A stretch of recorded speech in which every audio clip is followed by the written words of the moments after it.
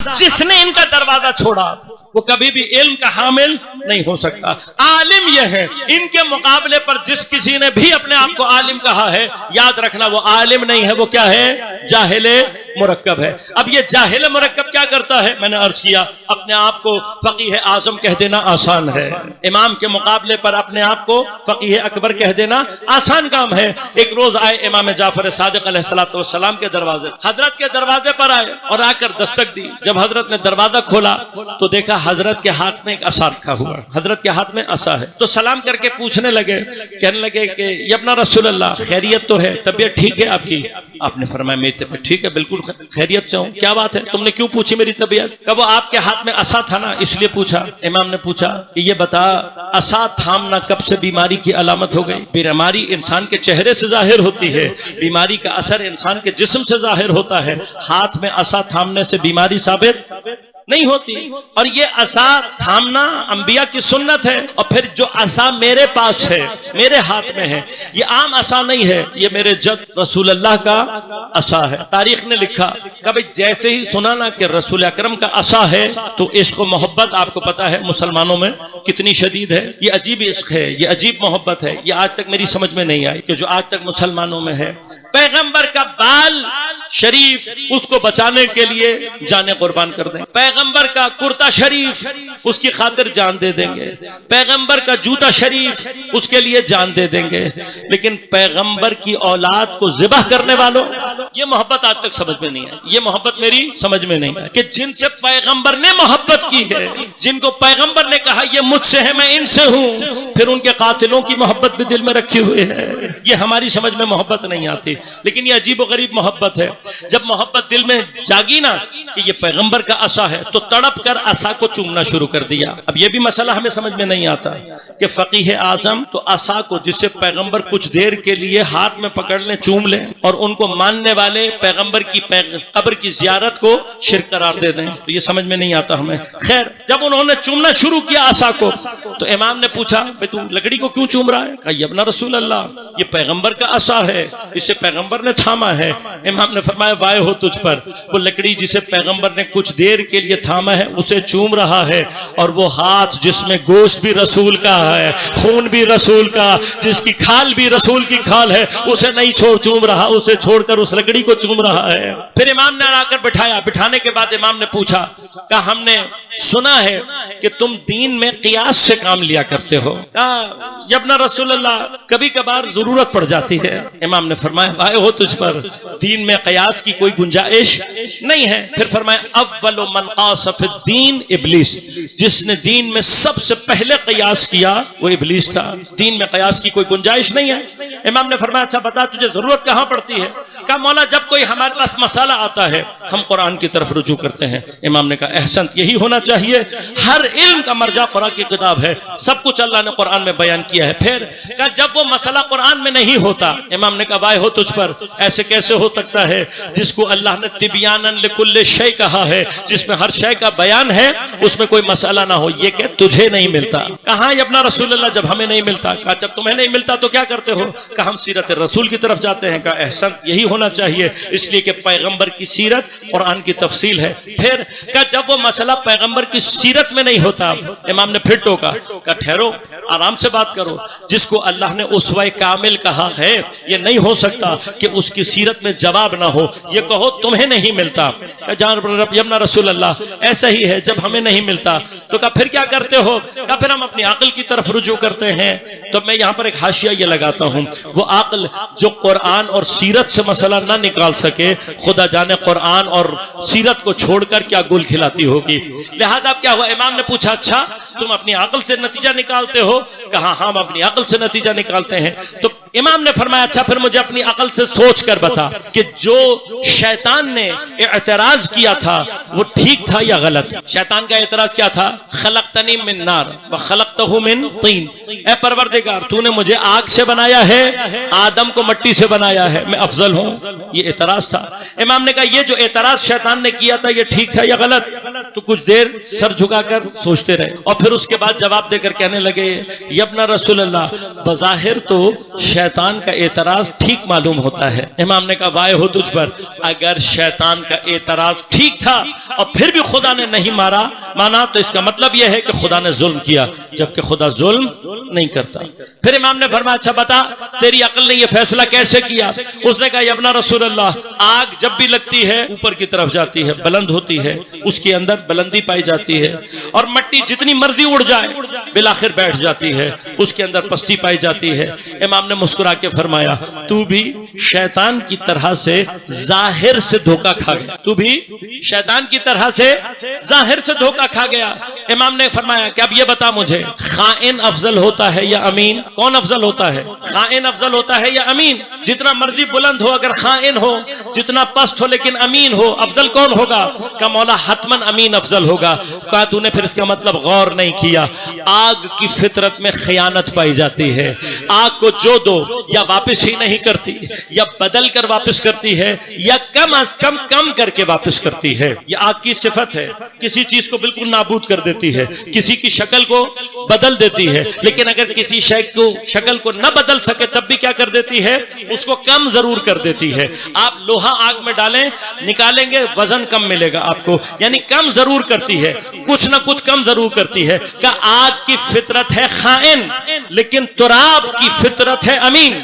हाँ, अब आप तो मुझसे ज्यादा जानते होंगे ये बात। का तुम मट्टी को एक दाना देता है, वो तुझे 10 करके वापस करती है। बस तुराब की फितरत है अमीन, आग की फितरत है खाइन।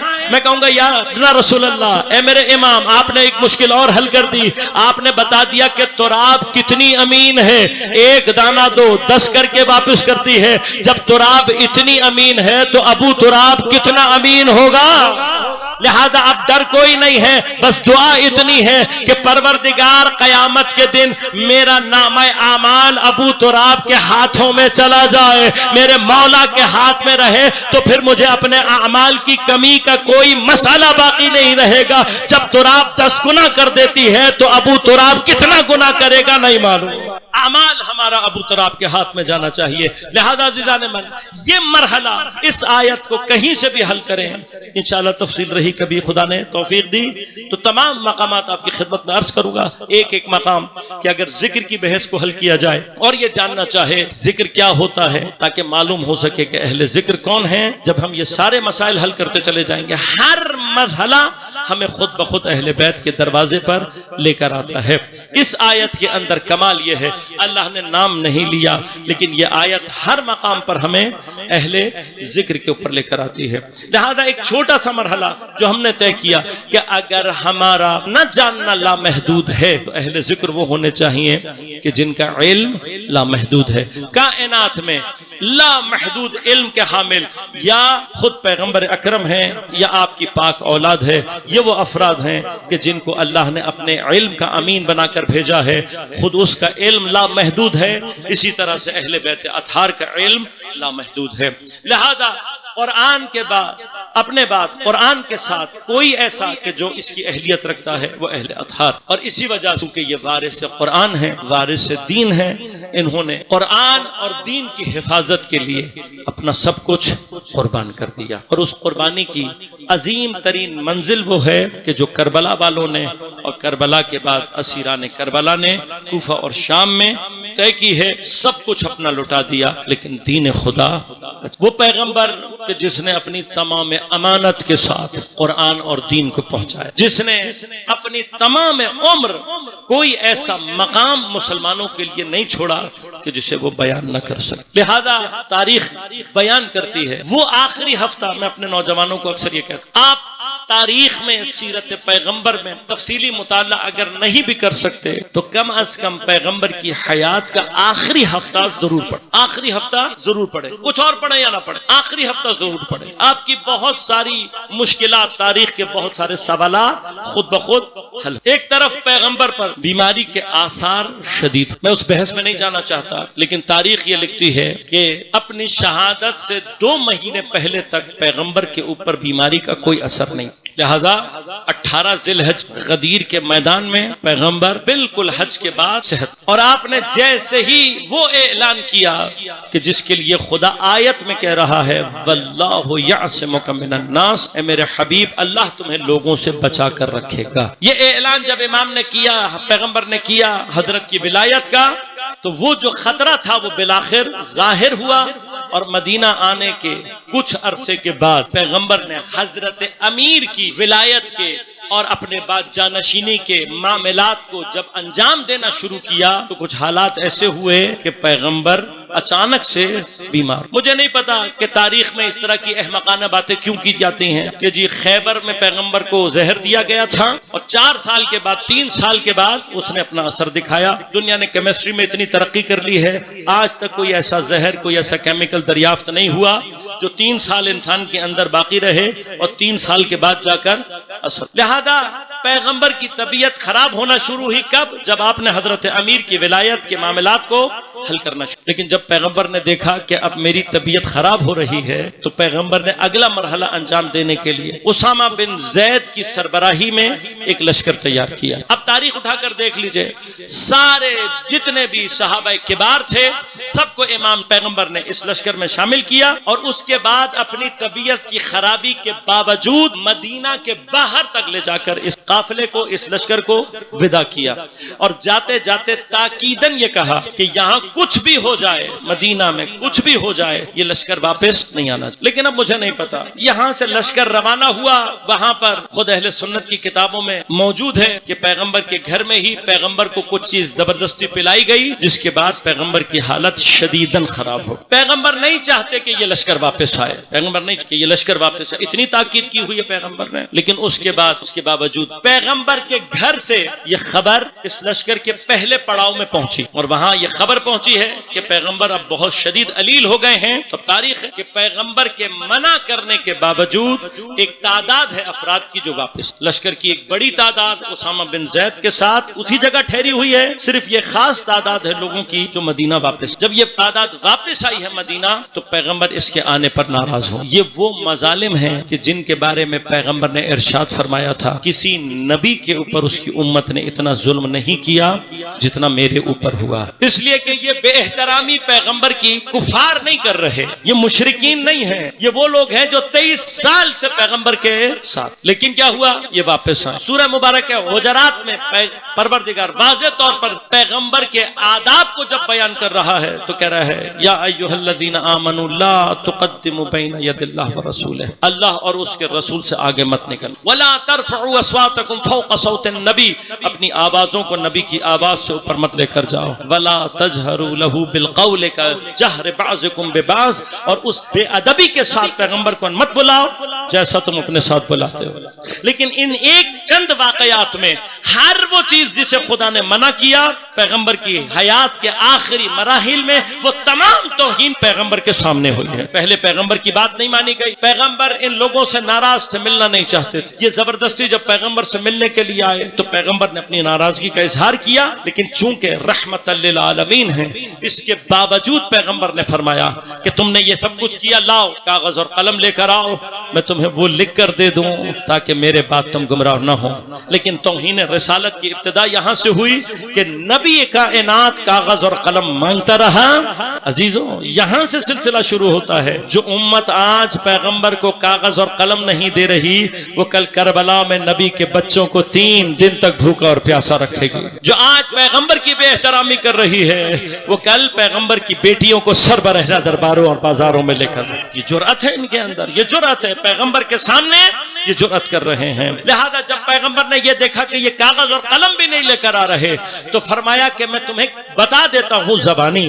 اب خود اہل سنت کی کتابوں کی روایت ہے کہ حضرت کا سر اقدس جناب ام المؤمنین جناب عائشہ کی گود میں تھا، اور حضرت نے فرمایا، ایک حدیث ارشاد فرمائی کہ دیکھو میرے بعد میری سیرت اور اس کے بعد کے الفاظ نہیں نقل ہوئے۔ لوگ کہتے ہیں کہ پیغمبر کی شہادت کے بعد جب لوگوں نے ام المؤمنین سے سوال کیا تو جناب جناب ام المؤمنین کی یہ گواہی ہے کہ لوگ اتنی اونچی آواز میں بات کر رہے تھے کہ مجھے پیغمبر کی آواز سنائی۔ جرأت اور توہین ہے، جب کچھ لوگوں نے کاغذ اور قلم لانے کی کوشش کی تو کسی نے کہا نا کہ نعوذ باللہ من ذالک، اس شخص کو ہذیان ہو گیا۔ یہ توہین پیغمبر ہے جو مسلسل پیغمبر کی زندگی، اب جو پیغمبر کی حیات میں ہو رہی ہے تو پھر پیغمبر کے بعد کیا ہونا؟ پیغمبر اس قدر کریم ہے کہ جب دیکھا کہ اب کوئی حل نہیں ہے اور میں بالکل اپنی ملاقات پروردگار کے مرحلے پر آ گیا ہوں، تب بھی سہارے مسجد تک پہنچے، ممبر پر بیٹھ، اور ممبر پر بیٹھ کے فرمانے لگے اے لوگوں بس اب میں تمہارے درمیان نہیں رہوں گا، جانے والا ہوں، لیکن چاہتا یہ ہوں میرا کوئی حق، کسی کا کوئی حق میری گردن پر اگر ہے تو وہ آج آ کر مجھ سے اپنا حق واپس۔ لوگوں نے رونا شروع کیا، رو کر کہا یا رسول اللہ کون ہے جو آپ سے حق مانگ سکتا ہے؟ آپ کا حق ہماری گردن پر ہے۔ آپ نے فرمایا کہ تم سے یہاں پر معاملہ کر لینا میرے لیے آسان ہے، خدا کے سامنے معاملہ حل کرنا میرے لیے مشکل ہوگا۔ جب سب نے کہا کوئی حق نہیں ہے، تب بھی فرمایا کہ ایک شخص کھڑا ہو گیا اور اس نے کھڑے ہو کر کہا کہ یا رسول اللہ آپ کو فلاں وقت یاد ہے میں اور آپ دونوں اونٹ پر جا رہے تھے، میرا اونٹ آپ کے اونٹ کے پیچھے تھا، برابر برابر لگا ہوا تھا، آپ کے ہاتھ میں ایک لکڑی تھی جس سے آپ اپنے اونٹ کو ہنکایا کرتے تھے، آپ نے وہ لکڑی اونٹ کو ہنکانے کے لیے چلائی، وہ میرے پیٹ پر آ کر لگی، یا رسول اللہ میں اس کا قصاص لینا چاہتا ہوں۔ تاریخ ہے، تاریخ۔ پیغمبر نے کیا کہا کہ اگر غلطی سے بھی لگی ہے تب بھی لگاؤ، منگاؤ لکڑی منگا لی، اور اس کے بعد اس شخص کے ہاتھ میں لکڑی دی اور اپنے پیٹ سے اپنے کپڑے کو ہٹائے۔ بعض روایات کہتی ہیں پیغمبر نے کہا تو بھی لے لے قصاص، اس نے کہا نہیں، جب آپ نے مارا تو میرا شکم، میرا پیٹ اوریا تھا۔ حضرت نے اپنے قمیص کو اٹھایا، اپنے بدن کو اوریا کیا، کہا تو بھی مار لے اس پر۔ روایت یہ کہتی ہے جب اس نے حضرت کے جسم اطہر کو دیکھا، ایک مرتبہ وہ لکڑی، وہ چوب لکڑی پھینک دی اور پھینک کر پیغمبر کے بدن اطہر کی اس نے بوسے لینا شروع کیے۔ عزیزوں بس ایک سوال پوچھنا چاہتا ہوں، پیغمبر خود نہیں معلوم کہ لگی نہیں لگی، اس شخص نے صرف کہا، سچ کہا نہیں کہا، کیا چاہتا تھا؟ پیغمبر کیا احترام کرنا چاہتا تھا، بدن کے بوسے لینا چاہتا تھا، جو بھی کرنا چاہتا تھا، اگر غلطی سے بھی لگی ہو پیغمبر کے ہاتھ سے کسی عام صحابی کو لگ جائے تو پیغمبر اس کا قصاص کرواتے ہیں، اور جو پیغمبر کی بیٹی کو در و دیوار کے درمیان کو چل دے، اور جو پیغمبر کی بیٹی کو ایسا تازیانہ مارے کہ جناب محسن ساقط ہو کر شہید ہو جائے، لہذا اپنی شہادت سے پہلے کے ایام میں پیغمبر ایک دن اپنے صحابیوں کے درمیان بیٹھ کر اتنا روئے کہ صحابیوں نے پوچھ لیا یا رسول اللہ آپ کو کبھی ایسے روتے ہوئے نہیں دیکھا جیسا گریہ آپ آج کر رہے ہیں، کہ اپنے لیے نہیں رو رہا، اپنے بعد اپنی ذریت کے لیے رو رہا ہوں، گویا دیکھ رہا ہوں میری بیٹی میری امت کے ہاتھوں تکلیف اٹھانے کے بعد مدد کے لیے پکار رہی ہوگی، لیکن کوئی میری بیٹی کی مدد کو نہ آئے گا۔ بس عزیزو پیغمبر پر وہ وقت بھی آ گیا جب پیغمبر کے اوپر غشی کے دورے پڑھنے لگے اور پیغمبر کو محسوس ہو گیا کہ بس اب میں جانے والا ہوں، تو اپنی بیٹی جناب زہرا کو بلایا۔ ارے بضع پیغمبر ہے، پیغمبر جب سکون چاہتے ہیں تو زہرا کے آغوش اطہر میں سر کو رکھتے ہیں، بس ایک مرتبہ زہرا کی گود میں سر کو رکھا، زہرا سے باتیں کرتے جا رہے ہیں لیکن بار بار بے ہوش ہو جاتے ہیں۔ فرمایا ایک مرحلہ وہ آیا جب پیغمبر پر غشی کا دورانیہ طولانی ہو گیا، اتنے میں کسی نے دروازے پر دستک دی، جناب سیدہ نے پوچھا کون ہے؟ کہا مسافر ہوں، پیغمبر سے ملنے کے لیے آیا ہوں۔ اس نے جناب سیدہ نے کہا ابھی بابا سو رہے ہیں، کچھ دیر کے بعد آنا۔ کچھ دیر بعد اس نے دوبارہ دستک دی، جناب سیدہ نے پھر یہی کہا تھوڑی دیر کے بعد آنا۔ عزیزو جب تیسری مرتبہ دستک ہوئی، زہرا کی آنکھوں سے اشک جاری ہو گئے، یہ اشک کے قطرے پیغمبر کے چہرے پر گرے تو پیغمبر نے ایک مرتبہ آنکھ کھولی، اب جو زہرا کو روتے ہوئے دیکھا ایک مرتبہ تڑپ کر اٹھ کر بیٹھ گئے، زہرا کو سینے سے لگا کر کہا ارے میری زندگی میں میری بیٹی کو کس نے رلوایا ہے؟ پیغمبر سے زہرا کا رونا دیکھا نہیں جاتا، میں کہوں گا یا رسول اللہ آج آپ سے زہرا کے آنسو نہیں دیکھے جا رہے، ارے کل جب جلتے ہوئے دروازے اور دیوار کے درمیان اپنا محسن شہید کروا کے اپنا پہلو توڑوا کر واہ محمد کہہ کر رو رہی ہوگی، خدا جانے آپ پر کیا گزرے گی۔ بس عزیزو پیغمبر نے فرمایا زہرا تم نے غور نہیں کیا، یہ آنے والا کسی سے اجازت نہیں مانگتا، یہ کسی سے اجازت طلب نہیں کرتا، ارے یہ ملک الموت ہے، لیکن زہرا یہ تیرا احترام ہے، جب تک تم اجازت نہ دو گی یہ داخل نہیں ہوگا. بس عزیزو اسی لیے شاید زہرا نے سوچا تھا کہ جب ملک الموت میری اجازت کے بغیر نہیں آتا میرے بابا کا امتی کچھ تو حیا کرے گا. لہذا دروازے کے پیچھے کھڑی ہو کر کہہ رہی تھی ارے میں نبی کی بیٹی ہوں. لیکن آنے والے نے آگ بھی لگائی, دروازہ بھی گرایا, پہلو کو بھی توڑا, محسن کو بھی شہید.